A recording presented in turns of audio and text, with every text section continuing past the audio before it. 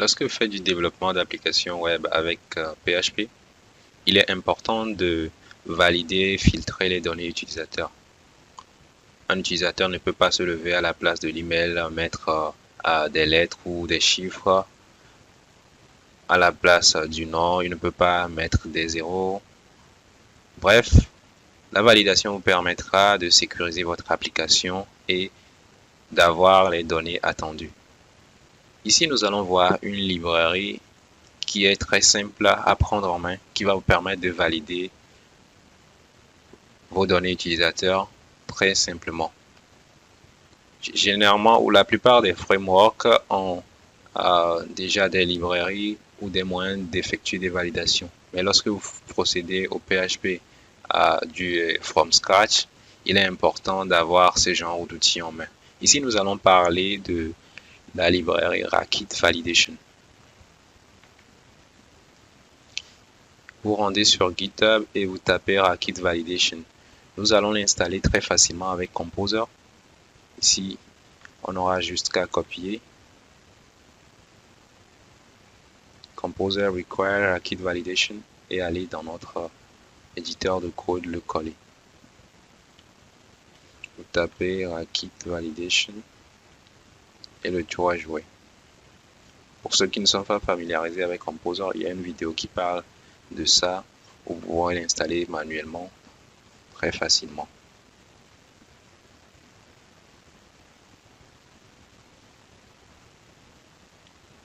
Ensuite, on va aller chercher ou construire très facilement notre formulaire.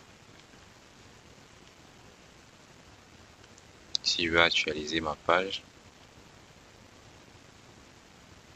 nous allons très simplement nous rendre sur Bootstrap, getbootstrap.com. Nous allons télécharger un exemple ici pour aller vite, ou soit le faire manuellement, ça dépend de vous. Ici, on a ce qu'il faut. Vous pouvez faire un CTRL U et copier le code source de la page, retourner dans votre éditeur de code. Ici, on va créer un fichier index.php, index.php. Je valide et puis je colle. Ensuite, on va juste importer Bootstrap très facilement. Ici, sur Bootstrap, Get Bootstrap, je défile ça en bas. On a un CDN ici, on copie ça. C'est bon. Et on vient coller. Ici, on n'a pas forcément besoin du fichier JS. Je sauvegarde et je lance mon serveur php-s ou soit vous rendez dans le dossier pour l'ouvrir manuellement. php-s 127. Ça va prendre en même temps le fichier index.php. Je clique dessus. Et voilà le rendu. Je vais juste dégager ceci et ceci très facilement. Ici, your card, CTRL F, your card. J'ai pas besoin de ça. Je vais l'enlever. Je sauvegarde. J'actualise. C'est bon. Ici, à noter qu'on ne va pas considérer tous ces champs. On va juste prendre un petit exemple ici. 1, 2, 3, 4, 5, 6 et peut-être un septième. Je vais retourner très facilement dans l'éditeur de code. Ici, je vais enlever le shipment address in the same boolean. Je vais enlever à partir de cette partie jusqu'à la fin.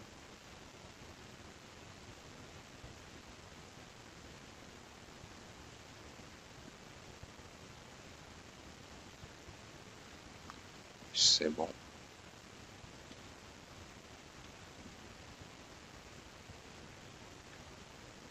Et voilà. On va aller plus vite. On va placer nos champs name très facilement. Ici, je vais dupliquer ça.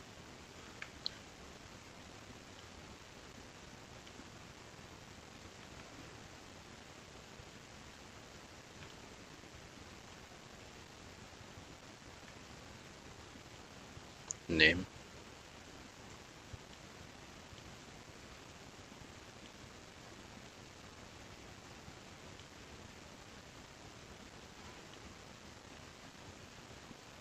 Bien, on fait ceci pour tout ou pour la plupart des champs. Username. Ici, on va enlever les deux adresses. Après email, votre adresse, l'adresse 1 et la seconde, on enlève ça très rapidement. Ici, je peux enlever le state. Vous le laissez le zip code, on va laisser ça aussi.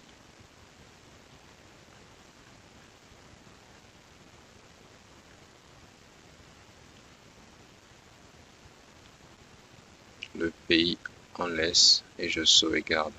On va juste indiquer où on veut que notre formulaire soit redirigé, l'action.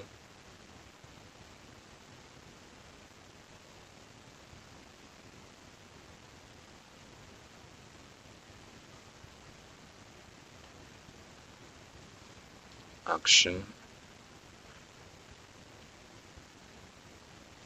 Action, on va faire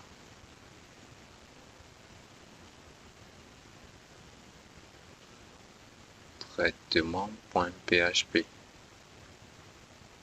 et on sauvegarde. On vient créer très facilement notre fichier traitement.php.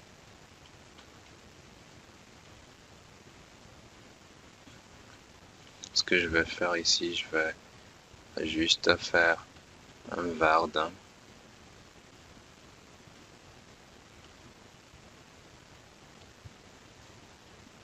de $post.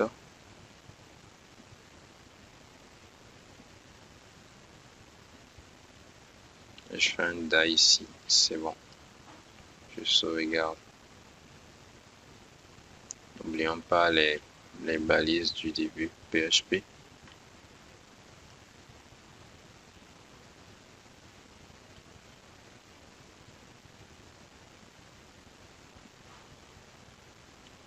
Ici, je vais actualiser la page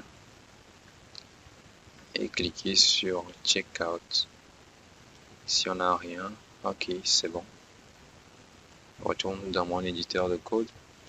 Ici, on va inclure notre librairie. Vendor Autoload, c'est bon.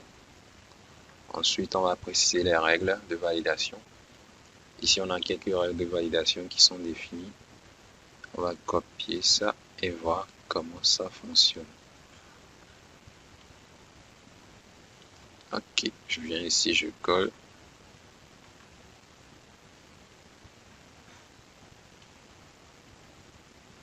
Je vais juste commenter ceci.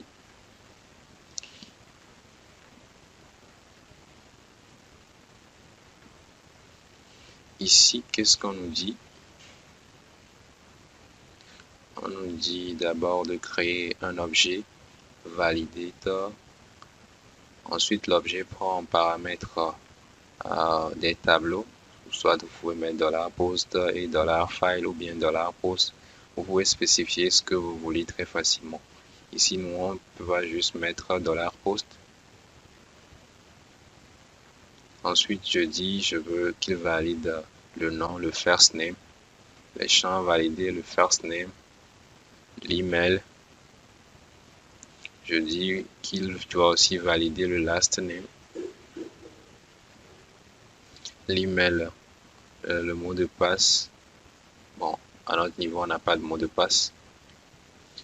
On a first name, last name, email, le username. Vous pouvez essayer de limiter les champs si c'est un peu long, username. Ensuite, l'email aussi, on l'a. Et à part l'email, on a le country. Country. Ok. Ici, je peux juste enlever cela. Ici, après avoir créé notre objet a une méthode make qui permet de valider les champs. Ici, on précise les champs qu'on veut valider et en second argument les règles de validation. Ici, on dit pour le first name, il faut que ce soit requis. Pour le last name, il faut que ce soit requis. Le username aussi est requis, l'email requis. Ici, on dit pour le country, le pays est requis avec minimum 6 caractères. À noter que ici, on va rechanger la règle par rapport au champ vu que c'est un select. De même, je peux dire pour spécifier une nouvelle règle, je vais au niveau de la documentation.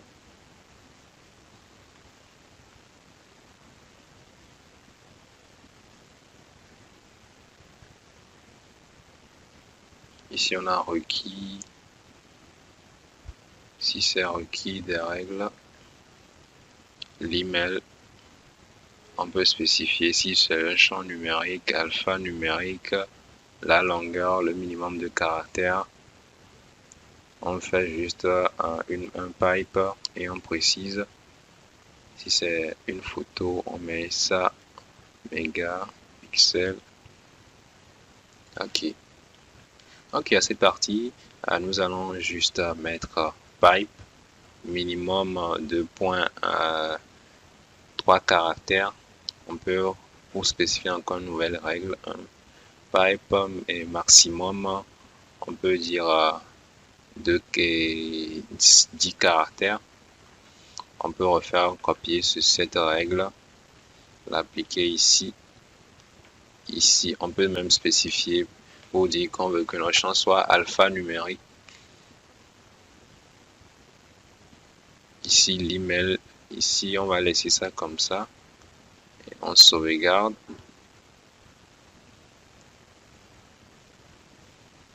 Ici, après avoir utilisé la méthode make avec notre objet ou bien notre variable validation ici, on appelle une autre méthode validate qui va nous permettre de valider cela. Ensuite, on dit ici validate. Si validation, notre validation a échoué, alors on affiche les erreurs. Sinon, on affiche oui, la validation a réussi, echo success. Donc, ce qu'on va faire, on va retourner dans notre navigateur tester. Donc, ici, je peux lâcher les champs vides et tester la validation. Là, il nous dit le first name est requis, le last name est requis, l'username est requis, l'email est requis, le country aussi est requis. Ok, on retourne en arrière. On actualise la page. Ici, je vais dire SIR. Ici, je vais dire codeur. Et ici, je vais dire RD à la place du email. L'email, si je n'écris pas le bon, il ne va pas valider, c'est clair. Au niveau de l'email, je peux mettre un email où juste je fais un clic droit, je fais inspecter. Et ici, au niveau de inspecter, on a le type email. Je vais juste changer ça très facilement pour dire test, pour qu'on puisse vérifier nos règles de validation. Ensuite, je peux mettre Toto à la place de l'email. Ici, je peux choisir state et là, je fais continue. Là, vous voyez, on nous dit l'email est requis, le first name est requis, le last name requis et autres. Je retourne en arrière. J'actualise. Avant de continuer, il y a un problème avec notre formulaire. On n'a pas spécifié la méthode d'envoi.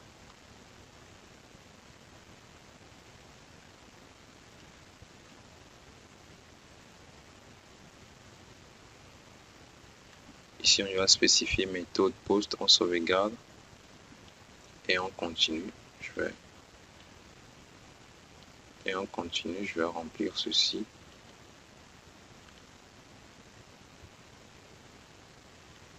Et on continue, je vais remplir ceci.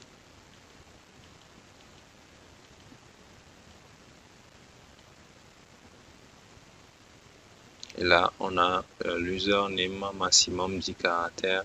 Le last name est requis, le first name est requis.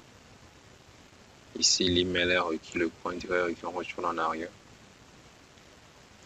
Ici, au niveau de l'index, Ce n'est pas first, c'est first name avec grande N. Donc, prenez cela en considération pour éviter des erreurs. Ou soit vous pouvez tout simplement le changer en minuscule. First name, last name. Ensuite, descendre un peu. Ici, name currently, c'est bon. On va remplir notre formulaire de nouveau. Et ici, au niveau de l'email, plutôt que d'écrire une adresse mail, je vais juste changer cela en test. Et on va observer le résultat. Test, je ferme ça très rapidement. Ensuite, je génère quelque chose. Et là, je peux laisser vide aussi. Là, on nous dit this is not a valid email address. N'est pas une adresse email valide. Le pays est requis, donc notre validation fonctionne. On va retourner encore derrière. Et là, maintenant, on va spécifier de nouveaux paramètres. Au niveau de Rakit,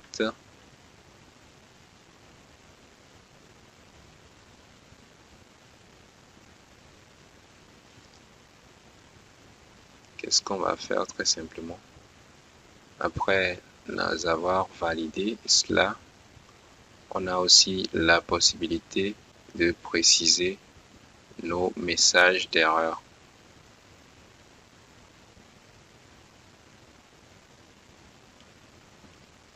Pour la validation, on a la possibilité d'utiliser make ou validate. De même, on peut utiliser make ici. Mais on nous dit qu'avec le make, on a la possibilité de définir quelque chose de personnalisé pour les messages invalides, les attributs, les alias et autres. Donc ici, on a un petit exemple. On va copier ceci. Non, ce n'est pas cela. Ici, on peut avoir des messages personnalisés avec deux points attribute ou value. Comme on peut le voir ici, on peut définir d'abord nos messages personnalisés. Ensuite, on donne les données à valider ainsi que la règle. Ici, vu que nous on a déjà spécifié les données, la règle, on va utiliser une fonction set, une méthode setMessage qui va nous permettre d'avoir nos messages personnalisés. Je copie cela et je colle très facilement à ce niveau. Ici, on aura le nom de l'attribut, ensuite la règle. Pour require, on peut dire par exemple l'email est requis. L'email est requis ou le last name est requis est requis ou est obligatoire, comme vous voulez, obligatoire. Ici, on peut dire l'email est requis aussi ou est important, est requis. Pour les champs requis, on va dire ceci. Pour le champ email, on peut dire cela. Je sauvegarde et je teste. Compléter et test. Ici, on a une erreur, c'est normal. Retournons dans notre éditeur de code. Ici, notre objet validator. Ensuite, donc ce qu'on va faire ici, c'est validation. On change son sauvegarde. Après avoir réactualisé, on obtient ceci. Ok, je peux procéder à la validation. Ici, à noter qu'on aurait pu valider tout en même temps, mais vu qu'on est en train d'étudier les règles de validation, il est important qu'on ne valide pas bien les informations. Ici, est requis et c'est bon. On retourne encore au niveau de notre librairie. Rakit Validation. À part cela, on nous dit des messages personnalisés qu'on peut avoir. On l'a vu avec setMessage. De même, on aurait pu le spécifier en tant que troisième paramètre en même temps. plutôt que d'utiliser la fonction setMessage, j'aurais juste pu copier cette règle. Je coupe ça, je supprime. Et ici, on a un premier paramètre. Ensuite, je vais mettre le second paramètre qui est le tableau et ensuite le troisième paramètre. Et je sauvegarde. Je complète très rapidement. Je laisse ces deux champs vides pour voir le message. Username est obligatoire, email est requis. C'est bon.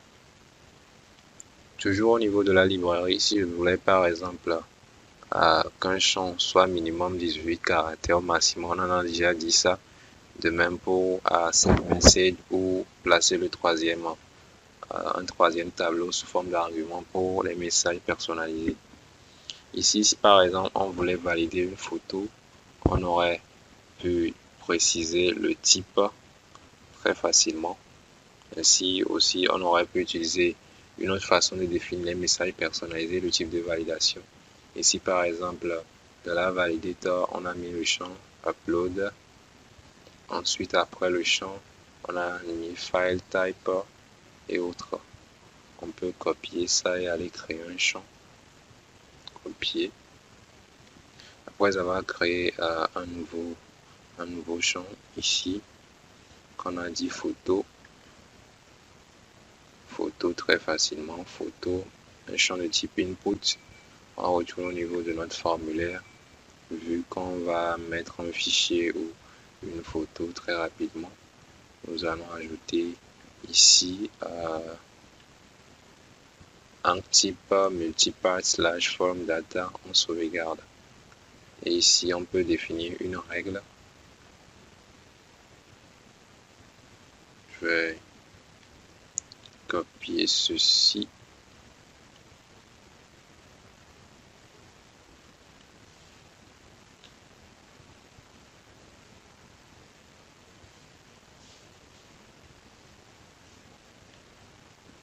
Et venir le coller ici. Ici, on a photo. Vous voyez qu'on a utilisé ici un tableau encore dans le premier tableau. Donc, on dit ici le nom de la variable ici, c'est photo. Le nom de name, photo. Si notre photo est de type JPEG ou PNG, on valide ça comme cela, ou soit au cas où ce n'est pas de ce type, on dit que votre photo doit être une image. Votre photo doit être au format JPEG ou PNG. On sauvegarde et puis on teste.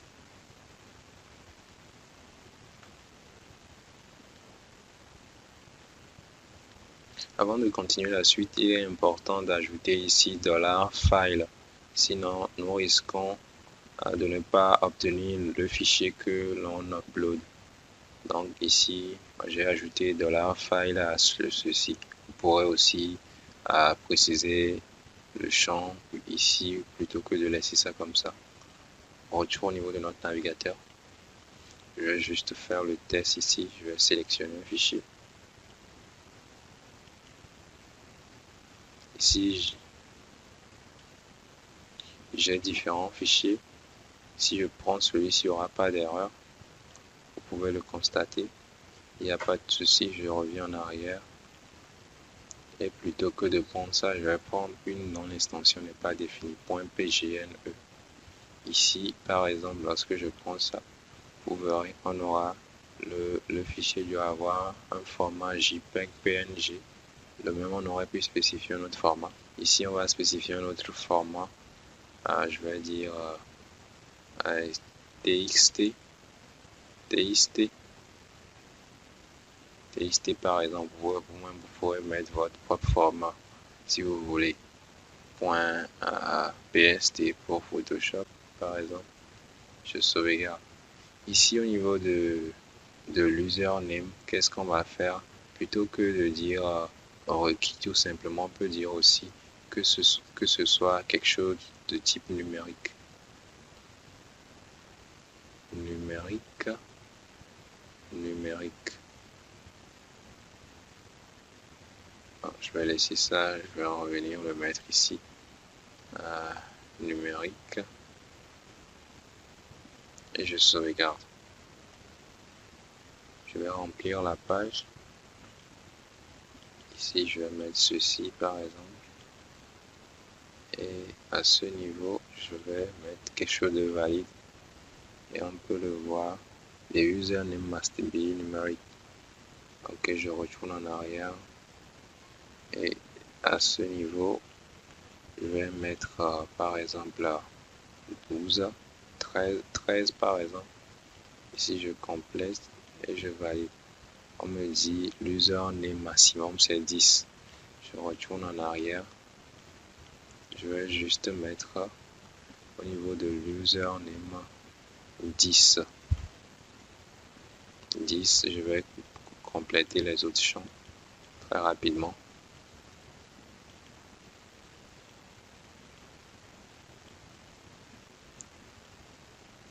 Et là, vous voyez qu'on n'a pas d'erreur, seulement que je n'ai pas spécifié la photo. Toujours au niveau de Rackit Validation, après avoir fait cela, on nous dit qu'il est possible de traduire les éléments. Pour ceux par exemple qui parlent l'hindou, l'indien, ils peuvent l'avoir dans leur propre langue. Ici, set translation forward and or set translation. Ici, nous disent translation indifferent with custom traduction avec des messages personnalisés différents. Traduction peut nécessiter lorsque vous personnalisez vos messages avec les règles in, not in, mim, file. Par exemple, si la règle utilise dans 1, 2, 3, vous devez ici valide message, vous devez mettre le message invalide comme attribute only allow ou 1, 2, 3 allow value so have custom Indian message. Ok, bon, on va juste laisser cela, cette translation, cette message. On n'aura pas ce problème. Working with error. Ici au niveau des erreurs, comment les gère-t-on? On nous dit les erreurs sont on peut les récupérer avec validation-errors. On peut copier ceci très facilement. Ici, on avait déjà géré ça. Errors qui sont ici, on les affiche seulement. Donc, c'est déjà vu. Vous pouvez personnaliser la manière dont vos erreurs sont retournées. Avant, on disait error, find or fail. Je peux juste ici utiliser error all qui retourne tous les messages sous forme de tableau. Ou soit mettre une balise, une liste dedans pour personnaliser cela. Donc ici, on copie cela, all.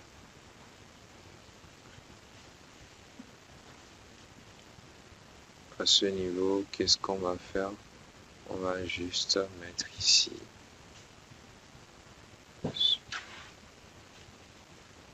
Ici, on efface le point virgule. On sauvegarde.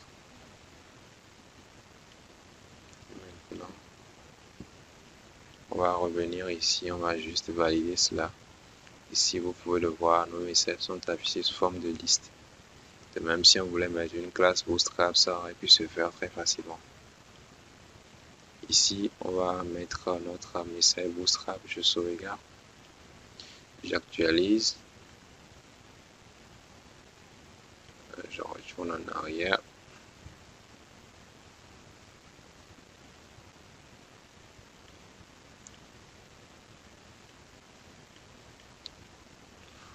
Oups, si ça ne fonctionne pas, c'est normal. Vous voyez, la classe est ici.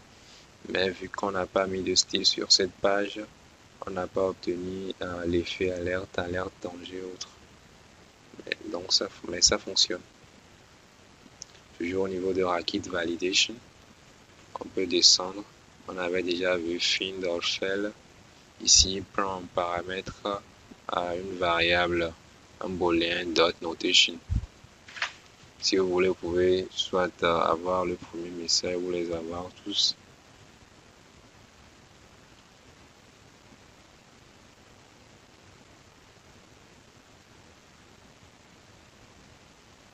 Ici, on nous dit si le booléen est à vrai, ça retourne la. Si c'est à vrai, ça retourne ceci. Oui. Si c'est à faux, on peut avoir le tableau, la structure du tableau original. Sinon, on aura une structure différente avec une notation en pointillé. Ici, ici on descend encore un peu. Ici, on peut savoir get first the message from given key. On peut récupérer le message, un message spécifique. Par exemple, je peux copier ceci et le tester. Je vais commenter tout simplement ceci.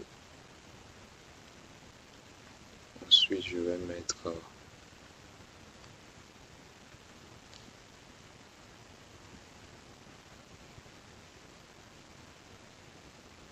ceci.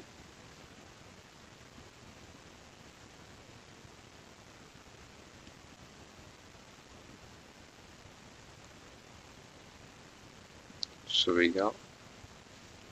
Ici, je vais juste actualiser. Je retourne en arrière.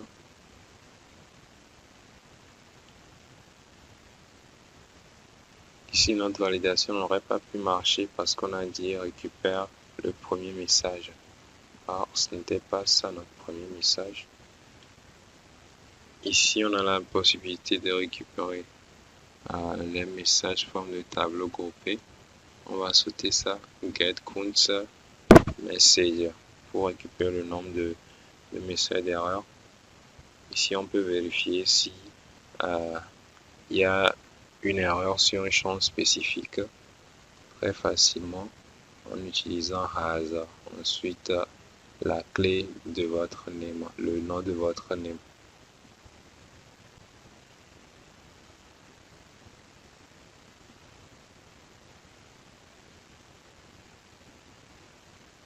On va essayer has très facilement. On va commenter ceci.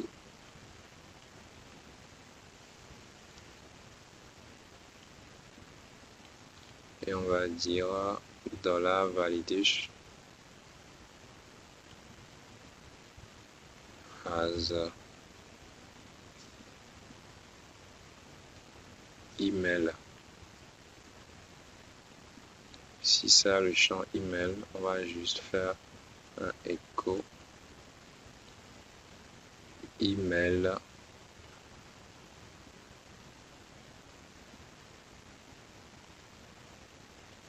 présente des erreurs de validation. Sauvegarde. On met un point virgule. Avant de poursuivre, ici à ce niveau, c'est plutôt les erreurs qu'on récupère. Ici, c'est ça.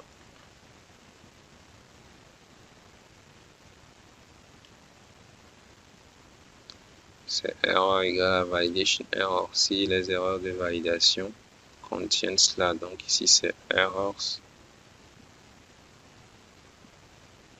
On peut chaîner tout ceci ou juste le laisser comme cela. Errors, on sauvegarde. Ok, à ce niveau, on va juste compléter le champ email. Là, le message ne va pas s'afficher succès. Tout est en ordre. Ok, là maintenant, je vais laisser vide notre champ d'email et vous verrez l'email présente des erreurs de validation. Bref, au niveau de Racket Validation, vous avez toute une panoplie de méthodes pour valider vos données ainsi que des règles différents types de règles que vous pourrez aussi personnaliser ou étendre même les possibilités de cette classe. Si vous voulez par exemple que votre champ soit de type alphanumérique ou soit alphanumérique avec un underscore, vous pouvez aussi le faire ici avec alpha dash. Vous pouvez aussi briser la valeur, le minimum, le maximum, que ce soit pour la taille des images que pour le contenu des champs, soit des caractères ou soit des chiffres et des lettres. Ici, vous avez aussi la possibilité de vérifier les adresses IP, IPv4, IPv6, IP tout court, les extensions et autres. On a tout un tas de possibilités. Ici même, vous avez la possibilité de vérifier si un champ est unique et autres. Pour les emails, vous pouvez vérifier si c'est unique par rapport à vos tables ou par rapport au tableau que vous mettez. Vous leur donnez un paramètre. Vous pourrez dire aussi qu'un champ peut être nul ou de ce type avec nul label. Si vous voulez par exemple que ce soit l'email est vide ou soit l'email est de type email. Si la personne ne complète pas, on sait qu'il n'a pas complété, mais si complète, ça doit forcément être un email. Vous n'aurez qu'à mettre nul label là-bas dans les règles de validation. Bref, on aura fait un petit tour de Rackit Validation. Si vous avez une petite question, n'hésitez pas à consulter la documentation. Vous trouverez de quoi être satisfait. Sur ce, retrouvons-nous pour de nombreuses aventures.